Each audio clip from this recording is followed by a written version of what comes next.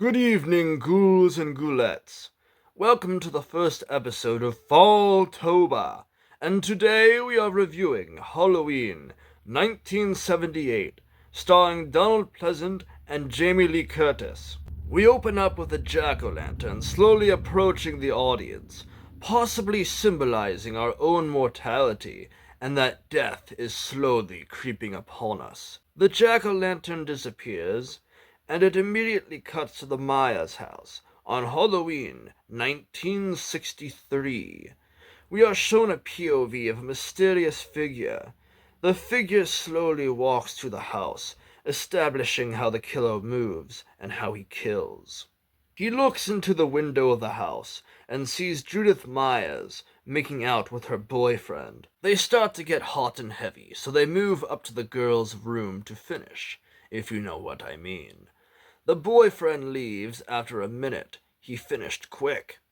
But this enrages the mysterious figure, so he grabs a knife and goes upstairs. He cannot let this sin go unpunished, so he proceeds to stab her in the chest, but it looks more like he is stabbing air. He walks slowly down the stairs and outside when he is stopped by Peter Myers. The mask is removed, and the killer is revealed to be young 6-year-old Michael Myers. It cuts to 15 years later. It's October 30th, 1978. We meet Dr. Samuel Loomis, played by the late, great Donald Pleasant. He's the obsessive therapist of Michael Myers, being driven by Nurse Marion Chambers. Although she doesn't play much of a role in this film, she does play a part in some of the sequels. She's just here for someone for Loomis to talk exposition to. They are going to take Michael for sentencing, but when they get to the mental hospital, they discover that all of the patients have escaped. Michael uses this as a diversion to escape with Loomis's car. So Michael is on the loose, and Loomis is looking for him. Michael is now hiding out in his old home, now an abandoned rundown shack and place of urban legends. Michael sets his eyes on a young babysitter, Laurie Strode, played by Jamie Lee Curtis. He starts stalking her throughout the day. He also starts stalking her friends Linda and Annie, and Tommy Doyle, one of the kids Laurie is babysitting. We cut back to Dr. Loomis, investigating all the places Michael has been in the past 24 hours. His sister Judith's grave, where he has stolen her tombstone, a hardware store where he stole his knife and mask, and a dead mechanic who he got his coveralls from. Fortunately for Michael, Loomis never pays enough attention to actually see him. The first person to actually notice him is Laurie Strode, who notices him watching her and her friends. Her friends think it's just a Halloween prank, and they just keep walking and talking about Laurie's crush, Ben Tramer. They all split up, and we get the first fake-out when Sheriff Brackett runs into Laurie, scaring her. She goes home, and she sees the guy who was watching her and her friends before, standing in her bushes, spying on her. He disappears, so she just brushes it off as a Halloween prank. A few minutes later, Annie picks Laurie up. They start smoking a cigarette while talking about the mysterious person who keeps following them around. We cut to Dr. Loomis introducing himself to Sheriff Brackett.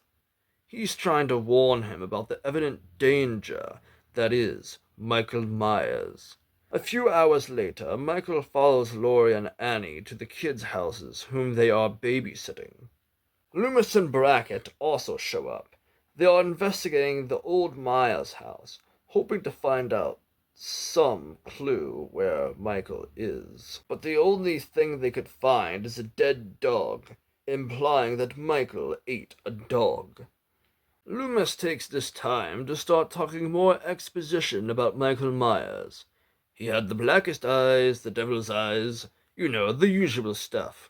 We come back to Laurie babysitting Tommy, as she is trying to read to him He asks her, "What is the boogeyman?"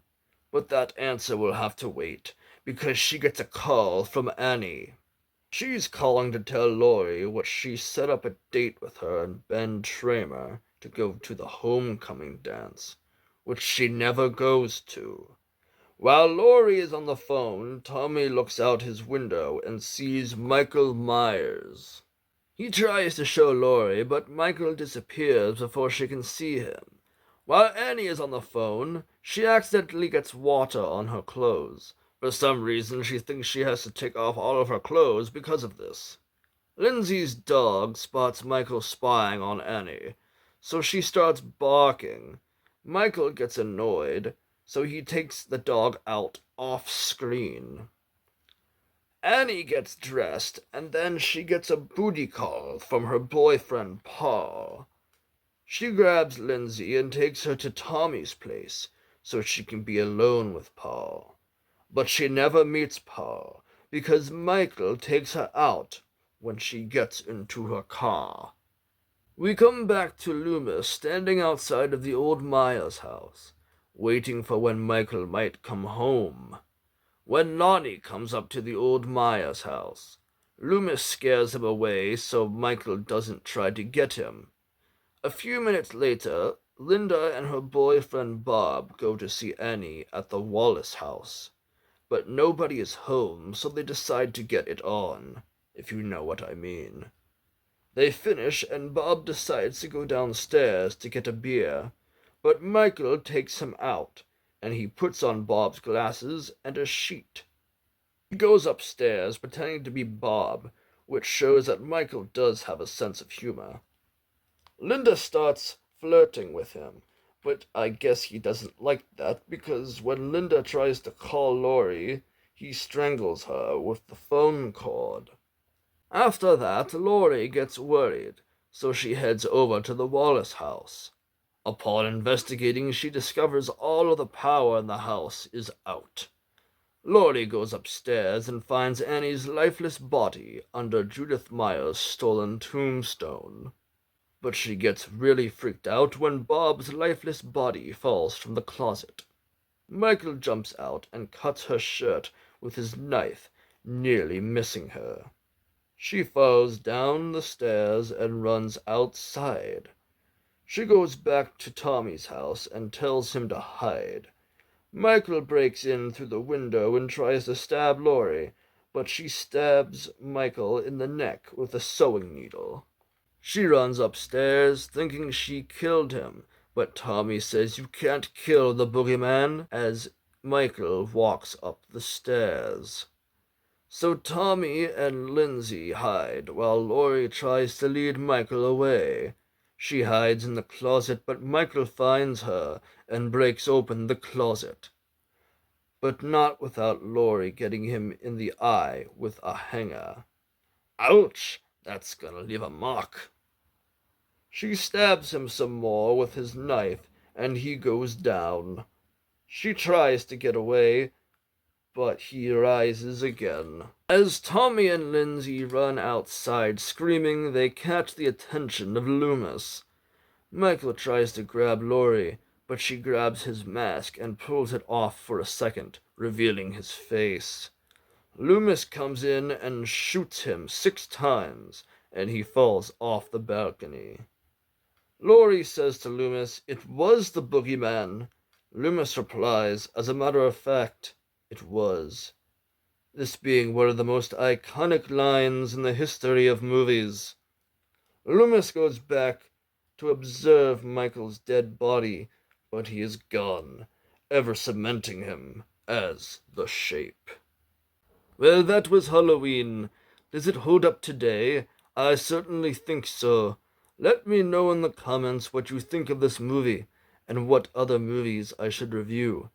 Happy Fall-tober! What's the boogeyman?